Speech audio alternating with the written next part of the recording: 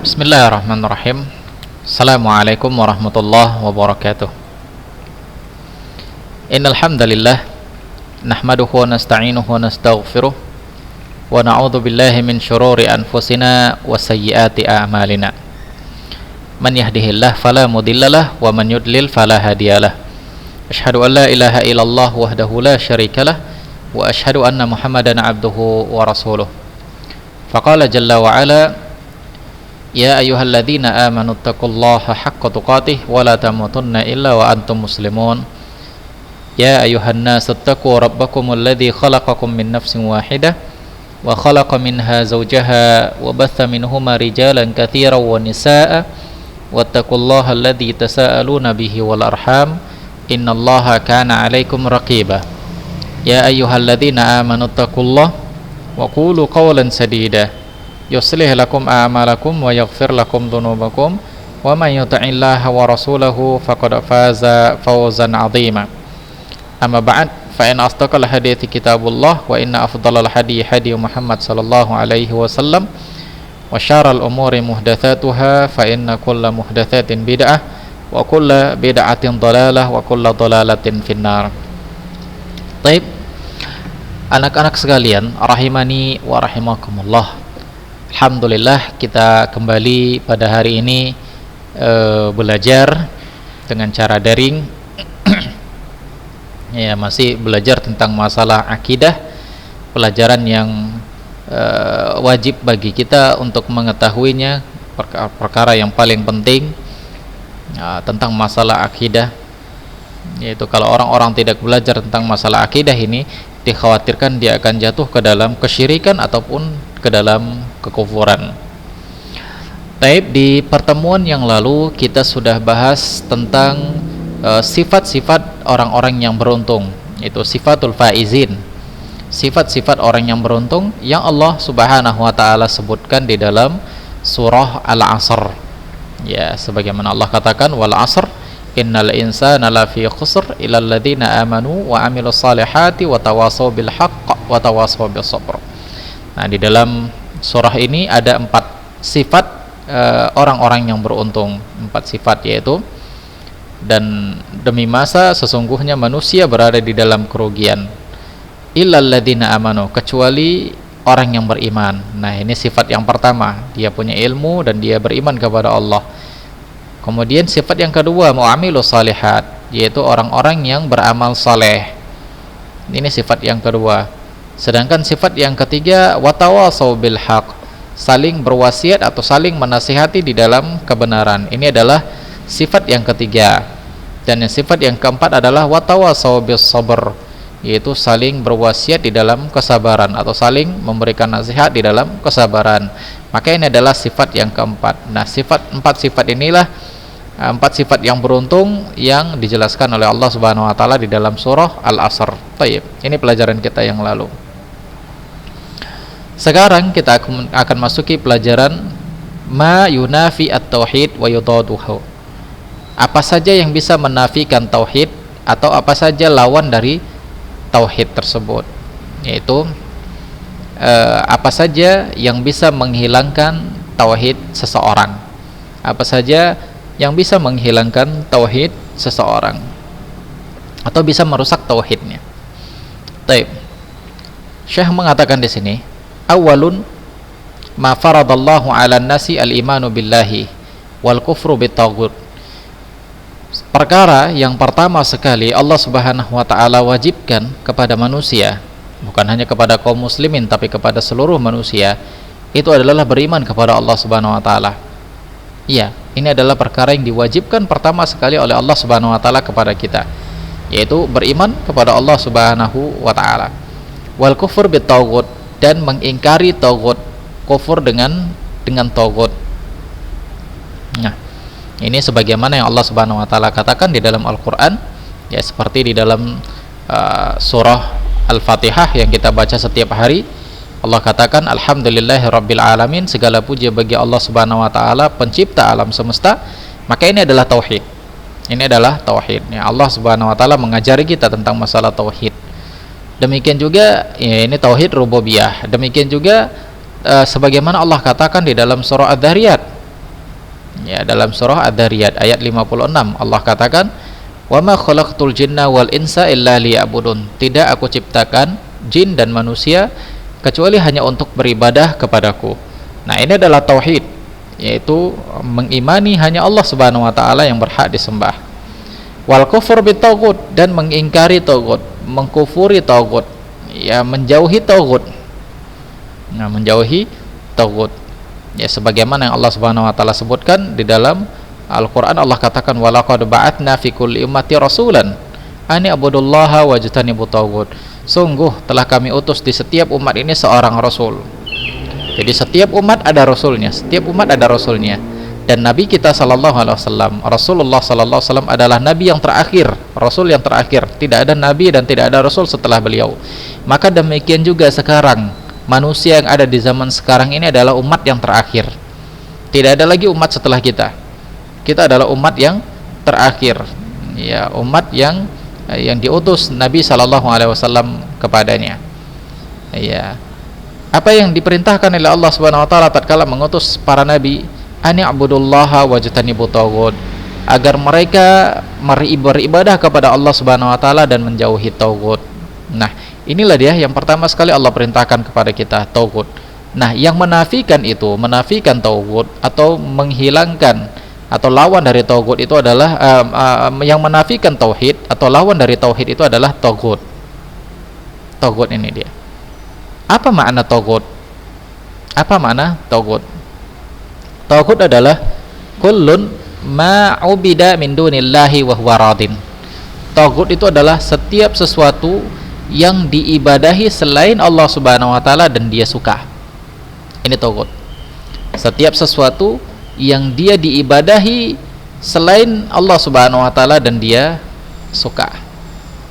Setiap sesuatu yang disembah dan dia ridho dengan apa yang terjadi, maka ini taghut.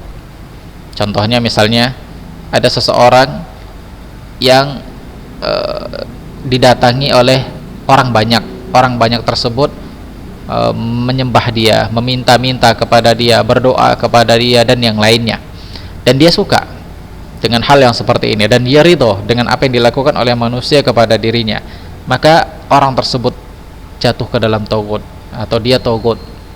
Nah, demikian loh. Jadi Ustadz, lantas Nabi Isa alaihissalam itu gimana Ustadz? Nabi Isa alaihissalam itu kan dianggap sebagai Yesus oleh orang-orang Kristen. Dia ibadahin, dia disembah. Apakah Nabi Isa taghut? Tidak. Nabi Isa alaihissalam bukanlah taghut. Kenapa? Karena Nabi Isa alaihissalam dia disembah tatkala beliau sudah diangkat oleh Allah Subhanahu wa taala ke atas langit.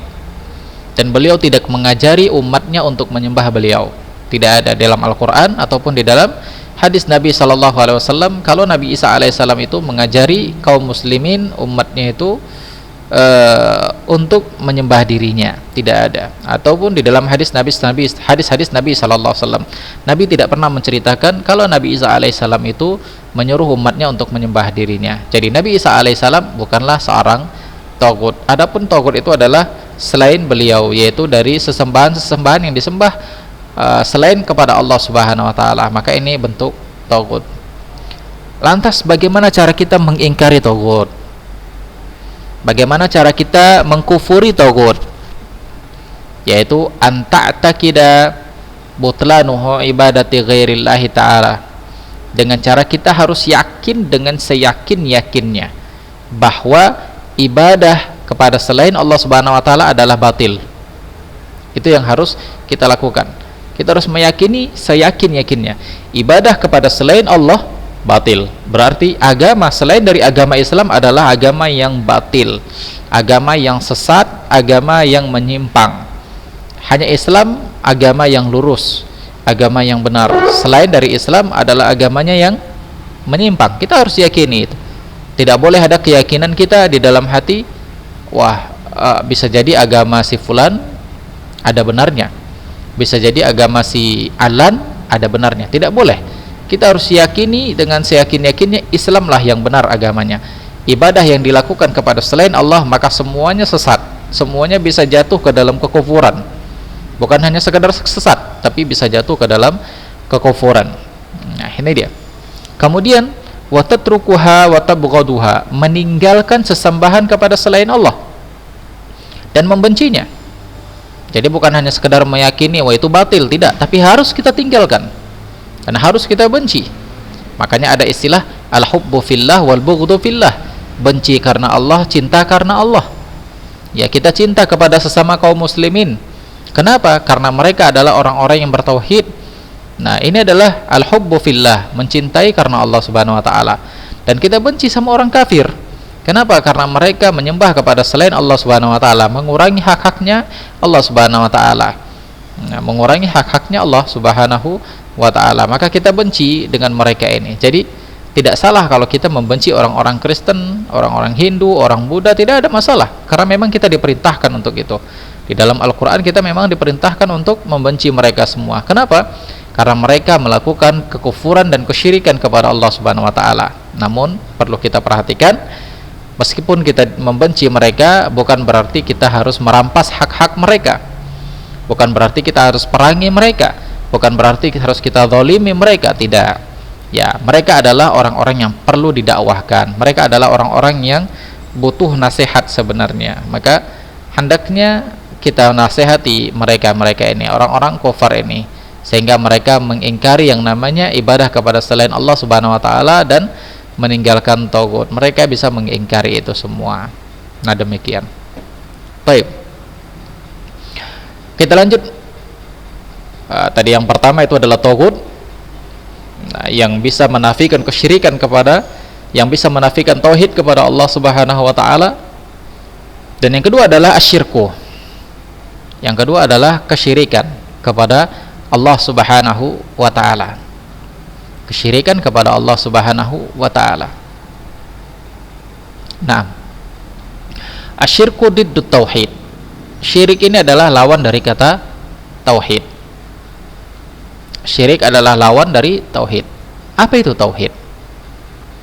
Apa definisi dari tauhid? Apa pengertian dari tauhid? Fat tauhid huwa ifradullahu ta'ala, huwa ifradullahi ta'ala bil ibadah. Tauhid itu adalah mengesahkan Allah Subhanahu wa taala dalam ibadah, menunggalkan Allah Subhanahu wa taala di dalam ibadah. Apa maksudnya mengesahkan Allah, menunggalkan Allah di dalam ibadah? Artinya tatkala kita beribadah kepada Allah Subhanahu wa taala, tidak ada Tuhan lain atau tidak ada unsur lain yang kita sembah kecuali hanya Allah Subhanahu wa taala.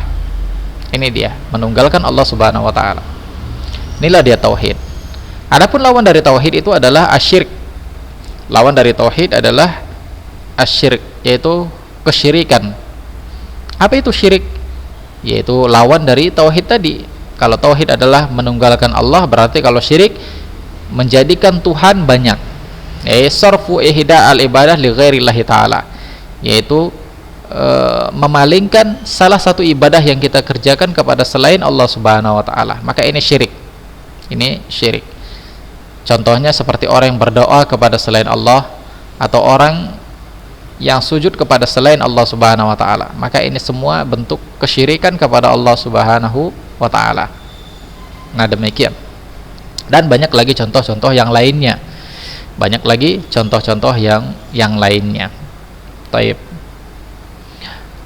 Syirik ini sebenarnya terbagi dua. Ada syirik akbar, ada syirik asghar. Syirik akbar itu dosa yang paling besar, yaitu asyirku akbaru dzunub wa a'dhamuha. Syirik itu adalah dosa yang paling besar dan yang paling gede, paling besar lah.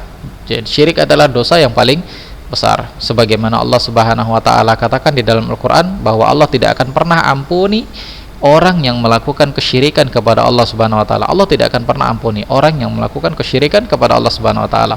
Allah katakan, "Innallaha la yaghfiru ay yushraka bihi wa yaghfiru ma duna dzalika liman yasha." Allah tidak akan pernah mengampuni orang yang berbuat syirik dengannya. Dan Allah akan mengampuni orang-orang selain dari melakukan perbuatan syirik, dan itu pun bagi orang yang dia dikehendaki oleh Allah Subhanahu wa taala. Nah, oleh karena itu syirik akbar ini adalah syirik yang tidak akan pernah diampuni oleh Allah sampai orang itu tobat. Kalau dia meninggal di dalam berbuat syirik akbar, maka Allah tidak akan pernah ampuni dia.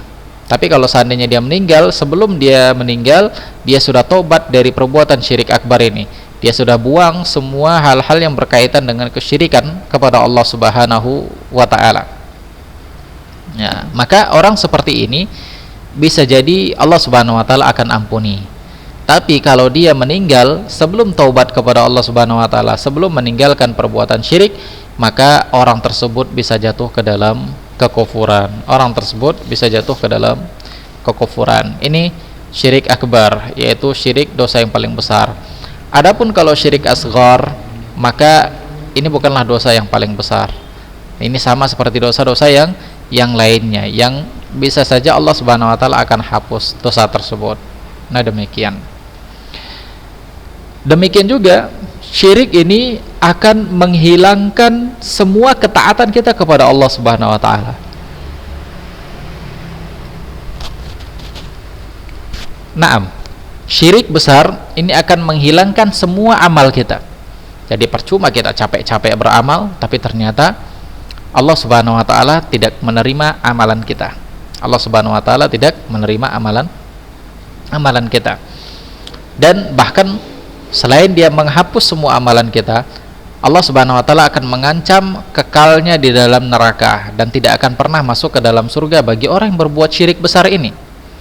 Sebagaimana Allah Subhanahu wa taala berkata di dalam Al-Qur'an, yaitu di surah Al-An'am ayat 88, Allah Subhanahu wa taala mengatakan, "Dzalika hudallahi yahdi bihi man yasha' min ibadihi." Yang demikian adalah petunjuk Allah Subhanahu wa taala yang dia beri hidayah kepada orang yang dia sukai dari kalangan hamba-hambanya. Walau asyraku lahabita anhum ma kanu ya'malun. Kalau seandainya mereka berbuat syirik, maka sungguh amalan-amalan mereka telah terhapus semuanya. Artinya dihapuskan oleh Allah Subhanahu wa taala. Ini menunjukkan syirik akbar dosanya sangat berlipat-lipat. Ya, tidak ada ampunan bagi orang-orang yang melakukan syirik akbar ini. Nah, demikian juga di dalam firman Allah Subhanahu wa taala yang lain, ya Allah katakan, innahu may yusyrik billah faqad haramallahu alaihil jannah wa ma'wahun nar. Siapa saja yang berbuat syirik kepada Allah Subhanahu wa taala, maka silahkan tempatnya itu berada di dalam neraka jahanam. Dan diharamkan bagi mereka surga dan dimasukkan mereka ke dalam neraka jahanam. Nah, demikian. Baik, jadi tagut sama syirik. Kemudian yang berikutnya adalah al-kufur, yaitu kufur, kafir. Ini juga menafikan tauhid. Ya, al-kufur aqwalun wa a'mal. Kufur itu ada ucapan dan ada perbuatan yang bisa mengeluarkan pelakunya dari tauhid. Apa contoh kufur? Perkataan, ya, seperti menghina Allah Subhanahu wa taala, mengejek-ejek Allah, al-istihza'u billah, awil ayatil qur'aniyah, atau membaca ayat-ayat Al-Qur'an, membaca memperolok-olok ayat-ayat Al-Qur'an, memperolok-olok atau menjelek-jelekkan ayat-ayat Al-Qur'an, menjelek-jelekkan bacaan ayat Al-Qur'an, maka ini bentuk kekufuran. Atau memperolok-olok para rasul, al-istihza' bir rasul,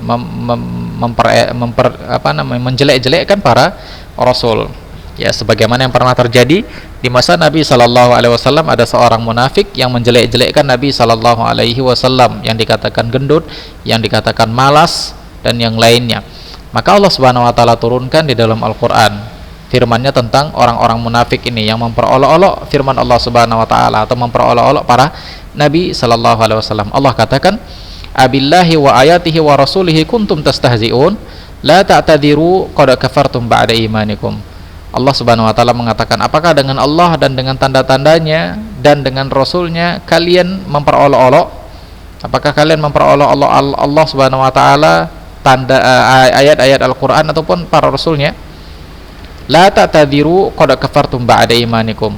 Maka Allah Subhanahu wa taala mengatakan, tidak ada uzur bagi kalian, sungguh kalian telah kufur setelah kalian diberikan keimanan oleh Allah Subhanahu wa taala. Nah, ini dia. Kemudian yang berikutnya adalah nifaq. Nah, ini bisa menafikan tauhid, bisa menghilangkan tauhid. Apa itu nifak? Apa itu munafik? Yaitu orang yang menampakkan tauhid di muka orang lain secara terang-terangan, secara zahirnya. Namun batinnya, hatinya dia berbuat syirik kepada Allah Subhanahu wa taala. Maka ini nifak. Ya, ini maksudnya nifak i'tiqadi. Munafik i'tiqad, yaitu menampakkan seolah-olah dia bertauhid tapi hakikatnya dia adalah orang yang membenci tentang masalah tauhid. Nah, ini nifak i'tiqadi. An yadhhar bilisanihil iman billahi wa yabtunul kufur kama qala ta'ala. Dia mengucapkan beriman kepada Allah dengan lisannya tapi di hatinya kafir. Ya, sebagaimana Allah katakan di dalam Al-Qur'an, wa minan nasi may yaqulu amanna billahi wa bil yaumil akhir wa ma'wahum bi mu'minin. Allah Subhanahu wa taala mengatakan ada di kalangan manusia itu orang-orang yang berkata kami adalah orang yang beriman kepada Allah dan Rasul-Nya dan kepada hari kiamat. Namun hakikatnya sebenarnya mereka bukanlah orang yang beriman kepada Allah Subhanahu wa taala dan tidak beriman kepada para nabi-nabi. Inilah mereka.